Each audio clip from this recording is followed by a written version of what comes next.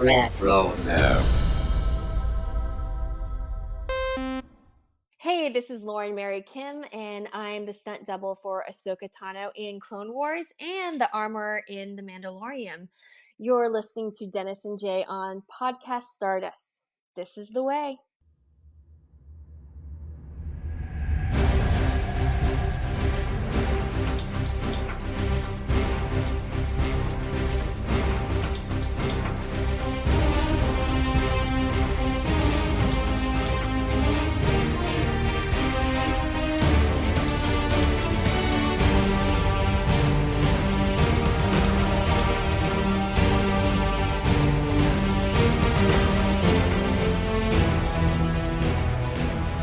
Hello, and welcome to Podcast Stardust. This is the fully armed and operational podcast dedicated to Star Wars news, reviews, and discussion. I'm Dennis Keithley. And I'm Jay Krebs. And it's finally Friday. I don't know about y'all, I've had a long week, and I'm looking forward to wrapping it up with some Star Wars news. But before we get into that, Jay, I want to remind everybody where we can be found on social media. Absolutely. Always great to end the week with Star Wars. We are on Facebook and Instagram at Podcast Stardust. All right, the dish is aligned, the signal's boosted to maximum output, the shield is down, and we are now broadcasting to the galaxy. So up first, we are approaching the premiere of Maul Shadow Lord in April, and Sam Witwer is making his rounds, doing interviews, whether it's on podcasts or the final or one of the final episodes of Star Wars Insider, I should say. And so he's been talking a little bit about this, and he's kind of got his he's got his sound bites ready, and he's got, he's kind of polished, because I'm seeing like the same quotes coming from a bunch of different places. But so he's done this interview with Star Wars Insider talking about Maul and this series. And I just found this interesting, so I thought we could talk about it a little bit. He said, in this series, Maul's been trained to hate and destroy the Jedi without ever questioning it. Now he's looking out the galaxy going, boy, we sure could use a Jedi Knight or two. At least with the Jedi, you knew where they stood. There's something to respect there. This empire, he sees no values there, just the naked grab for influence, power, and money. Principles are gone, and he looks at that with a certain level of distaste. He may not have agreed with the Jedi Knights, but at least they had principles. You knew who you were dealing with, and you could reason with that. There's no reasoning with the Empire. And then he goes on to say, this show is very much bad guys versus worse guys, and Maul's on the bad guy side of that equation. So what's your reaction to those quotes from Sam and Star Wars Insider? Well, first of all, I could listen to Sam Witwer talk about the migration habits of cicadas, and it would still be entertaining. And I don't care if it's in print form or if it's, in a YouTube video or a podcast or whatever. He is so amazing when he talks about Star Wars, and especially when he's talking about characters that he's portraying. And of course, in this case, it's Maul.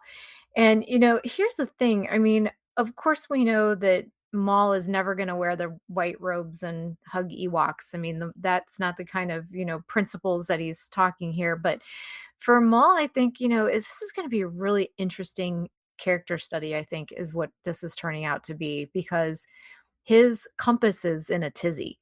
And it's kind of like Jack Sparrow's, and it's trying to point to what you really want. And he doesn't know what he really wants at this point. And so it's kind of all over the place. And so I think that this is going to really point to, if using that analogy, kind of a recalibration arc for Maul, because we're in that in-between era where we know what happens after and we knew what came before. And so we're looking through this kind of different lens. And so I'm really digging that. And, and again, it's that whole psychological dive into who Maul is and what he's thinking and how his future ends up rolling out. And it's just, I love it. I love it. What was your take?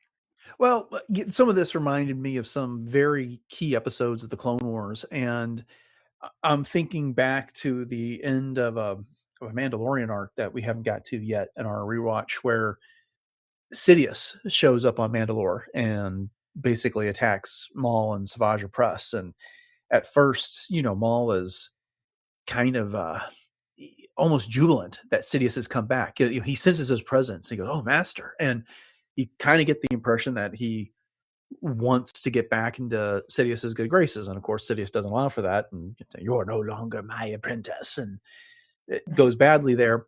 But then later in season 7, when he and Ahsoka are on the, I can't remember which one of the Star Destroyers that they're on, but then Order 66 happens.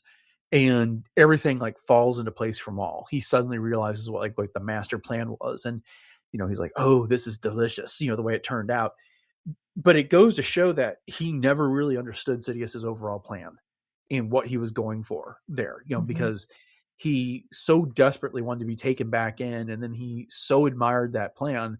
But as Sam Witwer's pointing out here, it's like, oh, careful what you wish for here. This is, I don't necessarily like the Jedi, but boy, that would, it wouldn't be such a bad thing to have them around keeping this empire in check right now. Oh yeah, for sure. So he's got all of these things he's juggling and trying to figure out where they all end up landing for him. Mm-hmm. So he was also, Sam Witwer, that is, on the Katie Sackhoff's podcast, I think it's called Blah, Blah, Blah. But he was talking to her, and some of the takeaways were that, again, he knew the Empire was coming, and he was trained to bring it about, and yet he's now confronted with the cold reality of what it actually looks like, which was not what we expect. And he's been drawing a contrast between the clone troopers of the Republic era and the stormtroopers who replaced them, and notes that the clones learned under the Jedi to become their own people. And, by contrast, the stormtroopers have a deliberate sameness. Their individuality has been ironically stripped away. And then later, again, they repeat the point that this isn't going to be a show where you go, oh, you find out Maul is a real teddy bear. They're not doing that type of a show. Right. But apparently the thing that really struck me is that he's been pitching ideas like this to Dave Filoni for years. Yeah. And every time the response was, this isn't Maul's show. That, those are great ideas, but that makes the show, particularly Rebels, about Maul.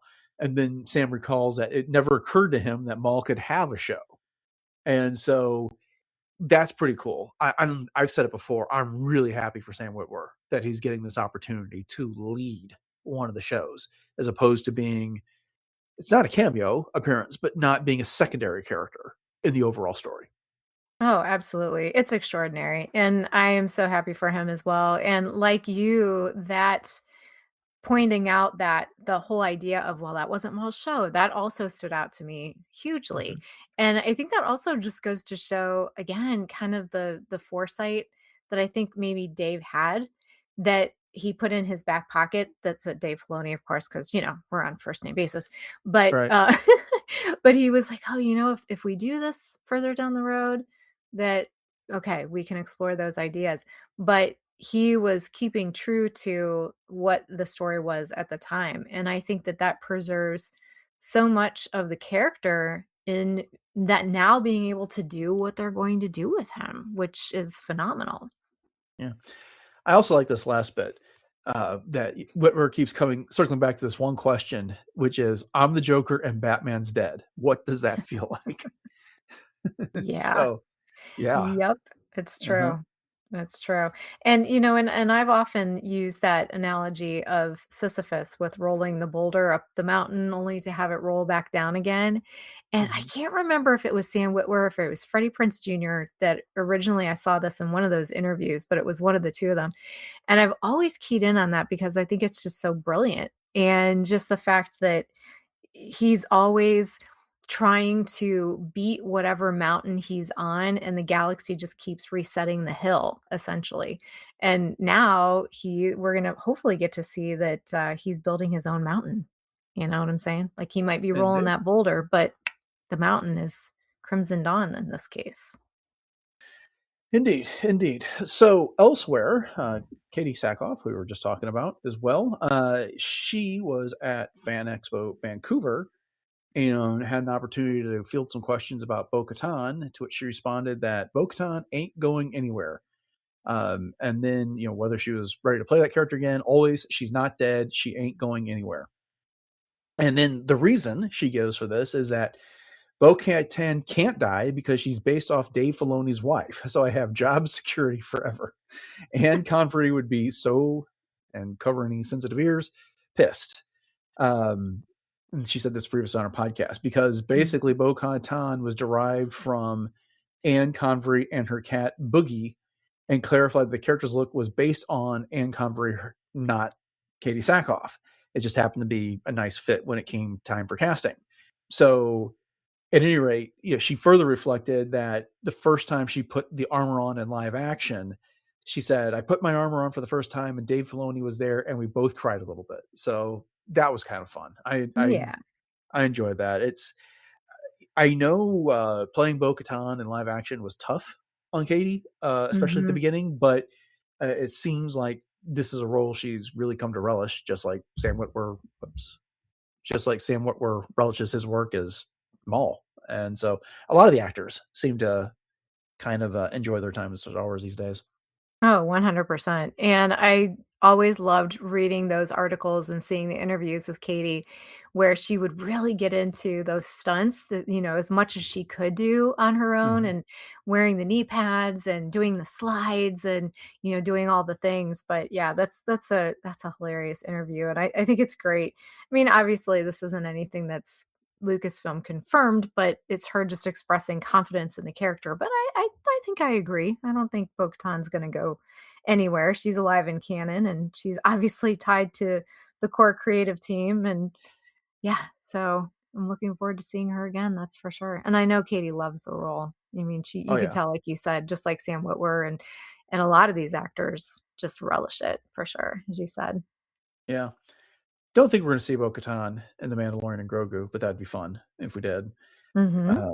All right. Well, turning to some comics news. So with the 10th anniversary of Rogue One coming up at the end of the year, Marvel is releasing a series of, this is weird to say, 5 one-shots, a series of one-shots. But anyway, they're doing 5 one-shots that are going to feature a different character on a monthly basis starting in May, and give you just a little bit more backstory about what these characters were up to prior to Rogue One. And some of these are pretty interesting. So I thought we'd take them one by one and share some thoughts. So up first, we've got Cassian Andor coming out on May 6th. This is going to be written by Benjamin Percy with art by Luke Ross, who does fantastic Star Wars work. And the summary is Cassian Andor's final mission before he meets his ultimate heroic destiny. Before the heist that shook the galaxy, a lone rebel operative walks into danger. Cassian Andor infiltrates the lawless maze of Kafrene, racing against troopers, bounty hunters, and time itself in a tense espionage thriller. So they're cramming one more story in between the finale of season 2 of Andor and the beginning of Rogue One. What do you think? Oh yeah, I am so on board with all of these, and I'm so looking forward to them. And of course, we got the amazing show Andor, but this is going to add just another layer of motivation and just a little bit more, as it says, this tense espionage thriller. So I'm excited to see it on the page. How about you? Yeah, it sounds great. It just does kind of, it's the trend of Star Wars, like there's no moment that won't be written about at some point. So True. I mean, they filled up the era between A New Hope and The Empire Strikes Back in the current continuity with comics. There's barely a moment untouched for Luke, Leia, and Han, Chewbacca, and the droids in that period. And so now we're kind of getting into that with Andor and such. So I mean, fantastic. I'll be curious to see what they do. There's that old maxim, if you're going to tell a story, it better be worth telling. And did we need something between the end of Andor and the beginning of Rogue One? I feel that was the thing they kept telling us with this in season 2. It's like it's going to lead right in to Rogue One. Well, apparently not. There's something that comes between the two. So, okay. But look, I say some of that in jest. I'll be interested in checking it out at some point. Oh, of course. So this will be followed up by Jen Urso on June 3rd. This will be written by Ethan Sachs, who's done a lot of Star Wars comics and done plenty of good ones, with some art by Ramon Rosanas. And this one's called A Prisoner of the Empire, A Chance at Hope. And the description reads, on the toxic Wobani fields, Jen Urso's brutal routine shatters when an unlikely crew begs the infamous slicer, Liana Halleck, to help pull off an impossible escape. Can Jen outwit Imperial security droids, tower cannons, and incinerators long enough to crack the code and keep a frightened young prisoner alive? Will a leap of faith heal old scars from Galen, Lyra, and Saw, or will Labani claim Jin's future before the rebellion ever can? Well, I think we know the answers to some of those questions, Sure. but she's clearly not getting away herself. But if I Mhm. had to guess, whoever she's helping are going to be the ones that escape. So, what do you think about this idea?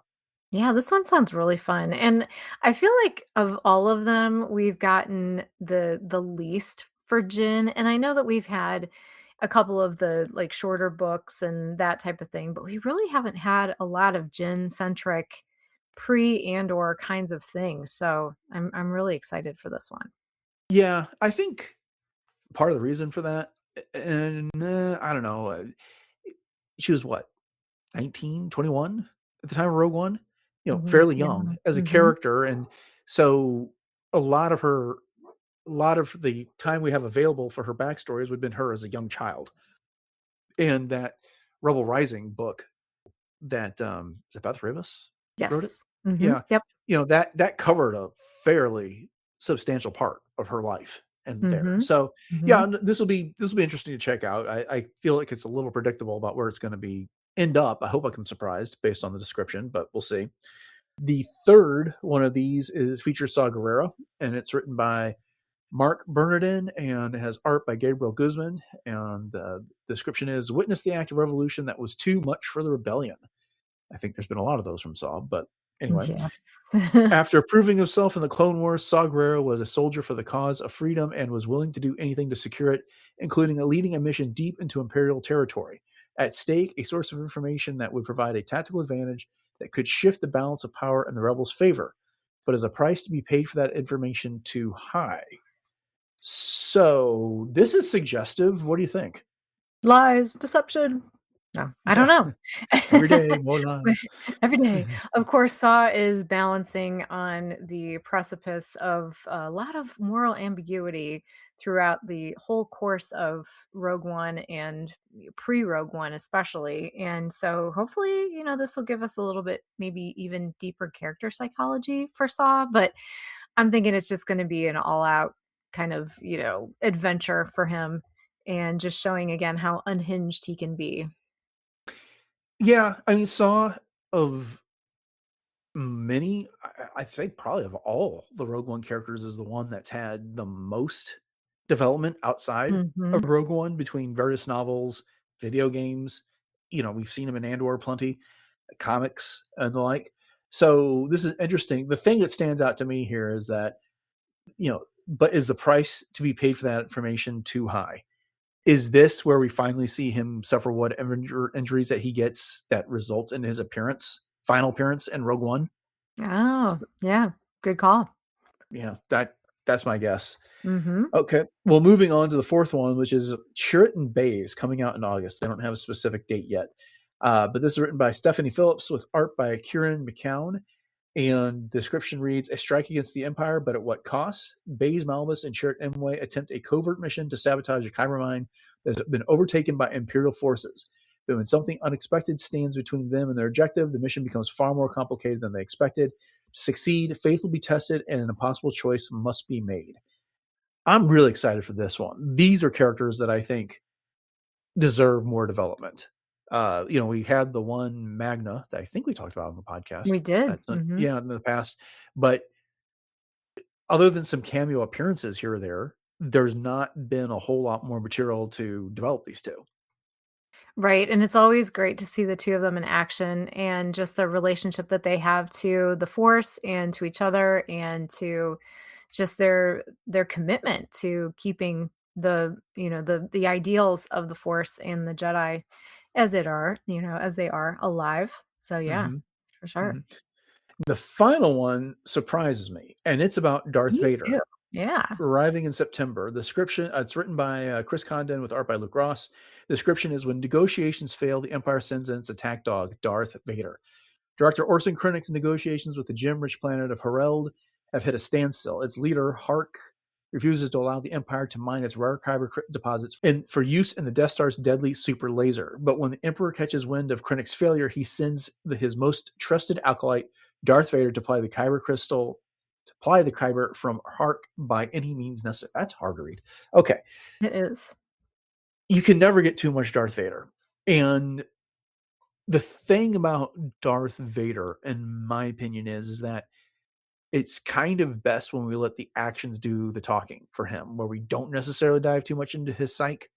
And this sounds like the Darth Vader goes in and throws his weight around and gets the job done type of story. And I'm there for that. But what do you think? Mhm.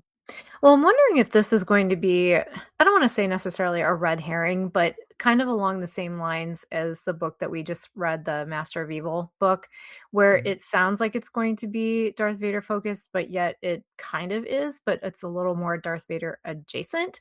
And just from the description talking about Krennic, his negotiations with the gem-rich planet.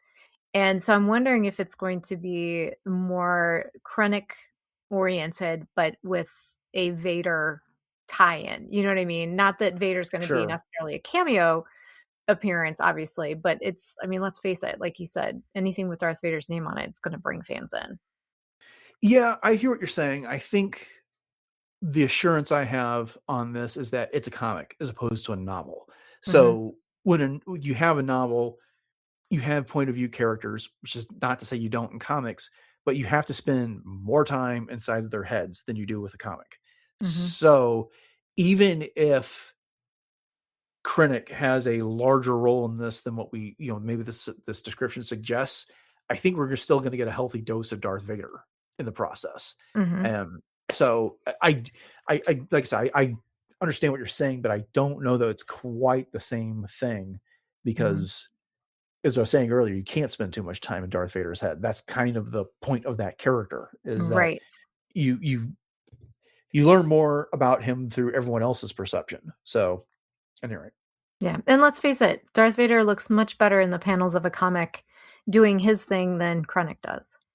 oh yeah, absolutely. But Ben Mendelsohn was fantastic every time he's played Krennic, and it was a shame that they didn't use him more in the season Oh, 2 of Andor. agreed. Yes, But totally agree with that. hey, if they want to give us more stories about the construction of the Death Star, I am there for it. So Yes, please. okay, well that's it. That is it for this week's news. A little bit about Maul, a little bit about Bo-Katan, some about Rogue One, and some comics. Nice diversity of stories there. But we'll go ahead and wrap things up for this week on Podcast Stardust. We hope you enjoyed the episode and our episodes from this week. And if you did, please consider subscribing to the podcast if you haven't done so already. We're available on all the podcatchers, and we'd love it if you could rate and review the show while you're doing that. And then if you want to catch even more of what we have to offer, one of the best places you can do that is at retrozap.com. The entire catalog of 1004 previous shows is available there. Jay, I want to go ahead and remind everybody about what our social media contacts are and where else we can be found online. Yes, sir. So we are very conveniently found on Facebook and Instagram at Podcast Stardust. And if this is your first episode of Podcast Stardust, hello there and welcome. We'd love it if you share out the show with your friends. And we also have tons of boards over on Pinterest that you can check out, all kinds of fun things for everything Star Wars. And if your other streaming platforms aren't enough, you can also check us out on YouTube and YouTube Music. So please like, subscribe, and share those out as well. And if you'd like to drop us a line, you can do so at podcaststardust@gmail.com. Always looking for listener questions and feedback. So please send those in, and we would love to read those on air. And then we also have our T Public store, and we have 7 different show logo designs available on all kinds of fun things from t-shirts and sweatshirts to coffee mugs and even baseball hats. So once again, hit up that link in our show notes. All right, what's up in the world of cosplay? Well, you can always catch me over on my Instagram, which is at j.snipscosplay, and gearing up to hopefully go to Fan Expo Cleveland here in a couple weeks. So I know I've been kind of like, yes, I'm going, no, I'm not. Yes, I'm going, no, I'm not. So I think I'm pretty much going to be there at this point. So that'll be in the middle of March, and you can check out all my posts over there. And while you're at it, if you're in the Cleveland area, you can hit up the link in my bio and get your own tickets to Fan Expo Cleveland as well. Okay, upcoming on the show, we have our next entry in the Clone Wars rewatch on Monday. I believe that is episode 12, and it features Asajj Ventress, so it's going to be fun. And then on Wednesday, we are getting back into the Darth Bane Path of Destruction book club with a discussion of chapters 4 through 6. So get your book out, pull out that bookmark, and catch up before we do the episode, and that'll be coming up before you know it. So with that, thanks for listening to episode 1005 of Podcast Stardust, everyone. Have a great weekend, and until next time, may the Force be with you.